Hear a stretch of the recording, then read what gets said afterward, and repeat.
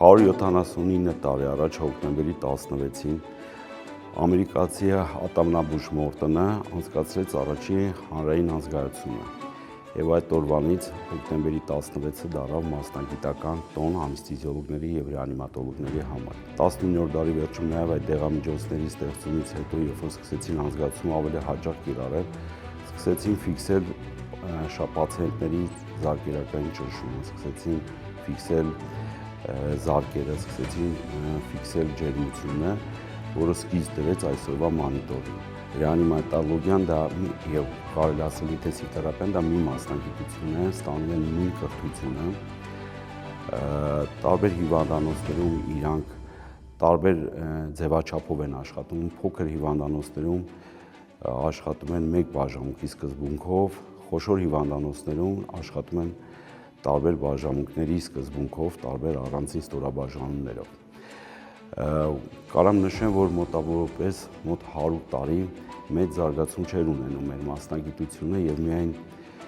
20-րդ դարի կեսերին, երբ որ սկսեց զարգանալ ֆարմակոլոգիան եւ սկսեց զարգանալ տեխնոլոգիաները,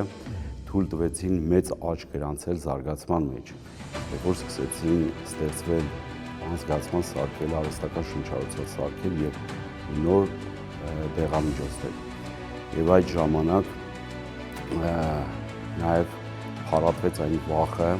որ անզգացումը վտանգավոր է շահառուների պացիենտների համար։ Ուզում եմ նշել վերջի տվյալները միջազգային, որ անզգացման մահը կազմում է այսօր 1-250 հազար անզգացման դեպքում։ Մահերը լինում են մի քանի պատճառով, դրանք խուսափել բավականին դժվար է, դա ալերգիկ ռեակցիաներն են, դա չարվորակ հիպերտերմիաներն են եւ դժվար մենեջմենտն է շնչուղիների, բայց այսօրվա տեխնոլոգիաները եւ այսօրվա գիտությունը թույլ է տալի դա նվազեցնել։ Մեր Միքայելյան համալսարանական հիվանդանոցում անեսթեզիոլոգիան կազմված է մոտ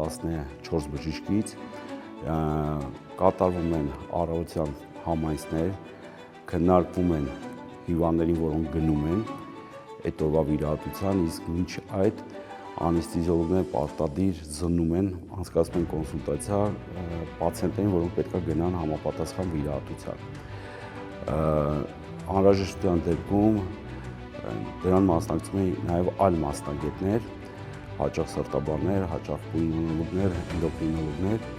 եւ պացիենտը պատրաստվում է մաքսիմալ անվտանգ անցկացվող անզգայացման։ Ինչ կապված է ռեանիմացիոն բաժանմունքում, միջինը մենք անեսթեզիոլոգիա մենք օրական անցկացնում ենք մոտապես մինչև 50 անզգայացում, ամսական մոտապես մինչև 1500 անզգայացում։ Ռեանիմացիայում ընդունվում են մոտապես 10-ից 15 հիվանդներ։ Առավոտյան հերթապահ-բժիշկի ներքո անցկացվում է համայնք հերթապահ-բժիշկների հետ միասին։ Բարդ դեպքերը քննարկվում են կոնսիլիումի տեսքով եւ մեր հիվանդանոցում դա բավականին հեշտ եւ շատ արդյունավետ է կազմակերպվում, որտեղ մեր հիվանդանոցում հիմնականում ամբիոնական դասախոսներն են եւ լավագույն մասնագետները աշխատելով մեր հիվանդանոցում բավականին ճկուն եւ արագ կարող ենք կազմակերպենք եւ օգտակար լինել մեր պացիենտներին։ Մեր բաժինը բավականին հետաքրքիր է այդ առումով, որտեղ տարբեր տարիքային խմբերի մասնագետներ ունենք։ Իրանք իհարկե իրենց ոճով մի քիչ տարբերվում են, որ ավելի տարիքով մասնագետները հիմնական իրենց գաղափարը դա անվտանգությունն ու զգուշությունն է, իսկ ջահելները, որ ավելի ագրեսիվ են եւ իրենց մոտ ավելի ինքնավստահությունն է շատ, եւ երբ որ մի կոլեկտիվում տարբեր տարիքային մասնագետներ են աշխատում, բավականին հետաքրքիր սիմբիոզ է առաջանում եւ ուզում եմ նաև նշել, որ իմ ցանկությունն է որպես նույն մասնագիտություն տիրապետող մարդ եւ այսօր որպես բժշկական տնօրեն, կուզենայի, որ մեր բոլոր անեսթեզիոլոգները տիրապետեին բոլոր անզգացման մեթոդները, որոնք այսօր կիրառվում են աշխարհում, որտեղ իրանք բավականին տարբերվում են։ Ուզում եմ շնորհավորեմ իմ գոլեգաներին, ցանկանամ իրանց եւ իրանց ընտանիքներին քաջ առողջություն եւ բարեկեցություն